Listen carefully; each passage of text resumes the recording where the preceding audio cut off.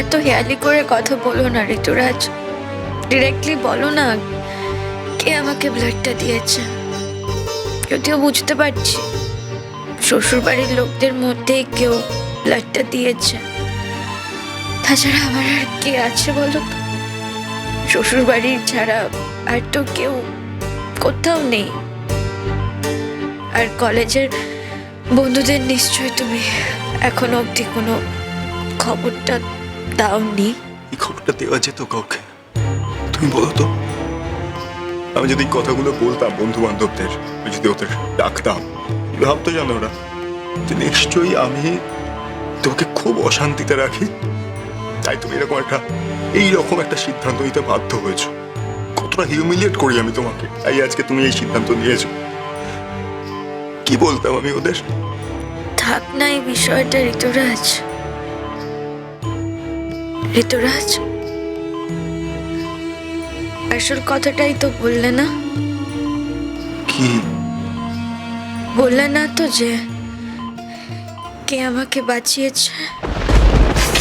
তুমি তো বললে থাক। ঋতুরাজ, আমি এই কথাটা থাকতে বলিনি। আমার তো জানা দরকার কার এত দয়া আমার প্রতি, কে আমাকে ব্লাড দিয়েছে বলো ঋতুরাজ।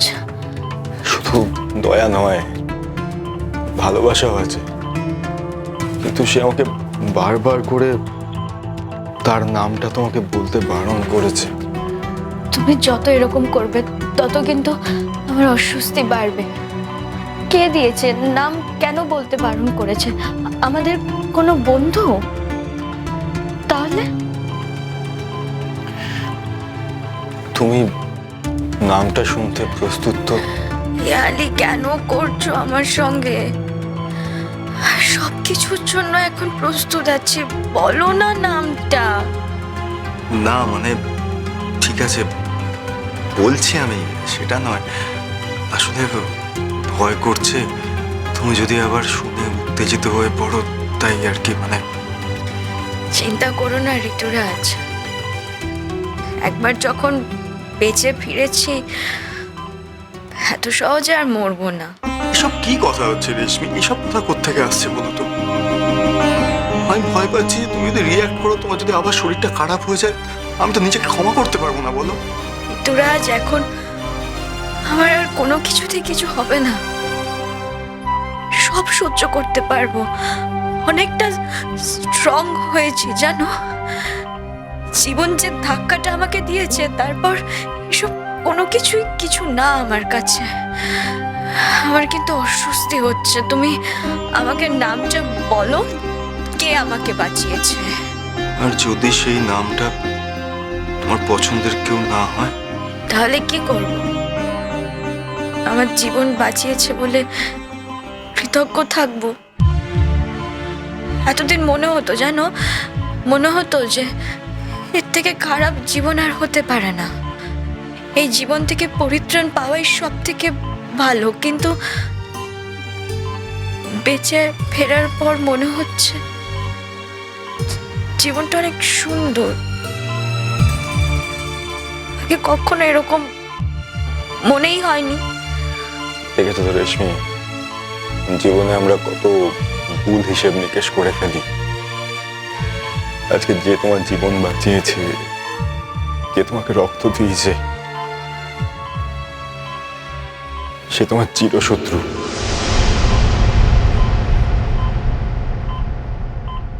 অঙ্কুশ ভাটিয়া।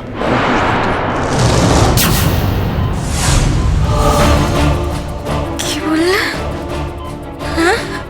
রেশমি না না না, রিয়াক্ট করো না প্লিজ, রিয়াক্ট করো। তুমি রিয়াক্ট করো, আমার কিছু করার থাকবে। আমি যা বলছি সত্যি বলছি, প্লিজ তুমি রিয়াক্ট করো না, প্লিজ প্লিজ প্লিজ রিয়াক্ট করো না, প্লিজ প্লিজ। কেন করলে? কেন? রেশমি ভুল বুঝছো, তুমি মানুষটাকে চিনতে পারো না। কেন আমাকে বাঁচাবে ঋতুরাজ? আমার মায়ের চোখে ভালো হবে বলে। না ভুল বলছো তুমি, এরকম কোনো ব্যাপার নয়। মায়ের চোখে ভালো হওয়ার জন্য এগুলো করে নিতে বিশ্বাস করো। তোমার ব্লাডের যে ক্রাইসিস হয়েছে আমরা জানি, আমরা বুঝতে পারছিলাম না কি করবো। আমরা সত্যি বুঝতে পারছিলাম না বাবা কি করবো। আমরা চারিদিকে হতে তোমার ব্লাডের জন্য খোঁজাখুঁজি করছিলাম, শেষ একটা ভগবানের মতো আমার সামনে এসে দাঁড়ায়। আমাদের সামনে এসে দাঁড়ায় এবং বিশ্বাস করো, এসে আমাদের বলে দিন আমার রক্তটা নেবে, আমার সেম ব্লাড গ্রুপ। বলে যে পৃথিবীতে এই কথাটা কাউকে বলো না, কেউ এমনি বলতে পারে না রে, কথাটা কেউ এমনি বলতে পারে না। এই ভুলটা কেন করলে? কেন করলে তোরা? এত বড় ভুল কেন করলে?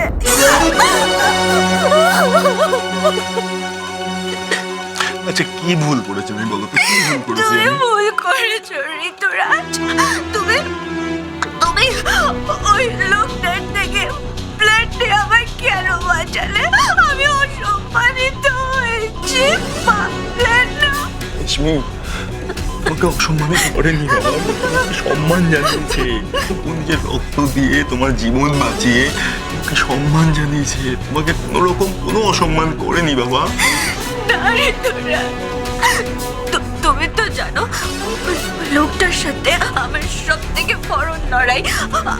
আমি যখনই লড়াইটা লড়তে যাব, আমার তো খালি মনে হবে আমি ওর দয়ায় বেঁচে আছি। আমি ওর দয়ায় বাঁচতে চাই। দয়ায় নয় বাবা, দয়ায় নয়, ভালোবাসায়, ভালোবাসায়, দয়ায় নয়। বলো না প্লিজ, প্লিজ বারবার এক কথা বলো না ঋতুরাজ। এভাবে সবাইকে ভালোবাসা যায় না, আর সবাই সবাইকে ভালোবাসতে পারে না। আমি তোমায় বলছি, আমিও তো একই কথা বলছি, সবাই সবাইকে এইভাবে ভালোবাসতে পারে না। এই ভদ্রলোক তোমাকে ভালোবাসেন বলেই তো রক্ত দিতে এসেছিলেন, একটু কথাটা বোঝার চেষ্টা করো। ভালোবাসার তো কোনো কারণ নেই। আমি কি ওকে ভালোবেসেছি যে ও আমাকে ভালোবাসবে? I hate him, I hate him. আমি ওই লোকটাকে সব থেকে বেশি ঘৃণা করি। ওই লোকটা আমি মানতে পারছি না। আমাকে কেন ব্লাড দিয়েছে? কেন দিয়েছে বলো? সত্যিকারের ভালোবাসা এরকমই হয়। ও তুমি বুঝতে পারছো না। দেখো, উনি তোমার মাকে এতটাই ভালোবাসেন যে তোমার মায়ের চারপাশে যারা যারা রয়েছেন উনি সকলকে ভালোবাসেন বাবা। ভালোবাসাটা এরকমই হয়। এখনো অনেকটা ছোট তো, তাই বুঝতে পারছো না। তুমি অনেক বড় না, সেই জন্য তুমি সবটা বুঝতে পারছো না বাবা, আমি সেইভাবে বলতে চাইনি বাবা, আমি সেইভাবে বলতে চাই। হয়তো সেই অর্থে আমি তোমার থেকে বড় নই। রেশমি, আমি ছোটবেলা থেকে জীবনে এত ঝড়ঝাপটা দেখেছি না, হয়তো জীবন আমাকে অনেকটা বেশি ম্যাচিওর করে তুলেছে। এই ভালোবাসার ভাষাটা আমি বুঝতে পারি।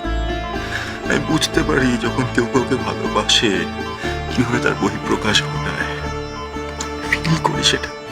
তাই বলছি রেশমি, তুমি হয়তো একদিন বুঝতে পারবে।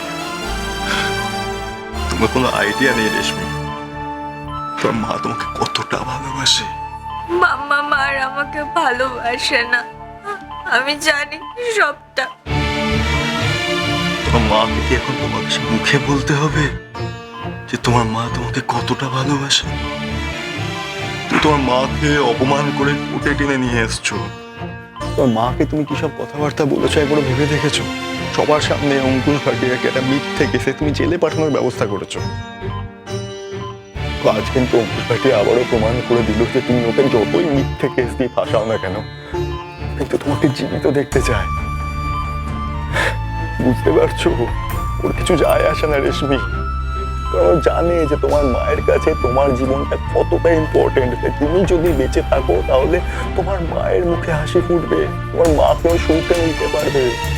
ওর কাছে এটাই সব থেকে বড় কথা, আর কোনো কিছু ইম্পর্টেন্ট নয়।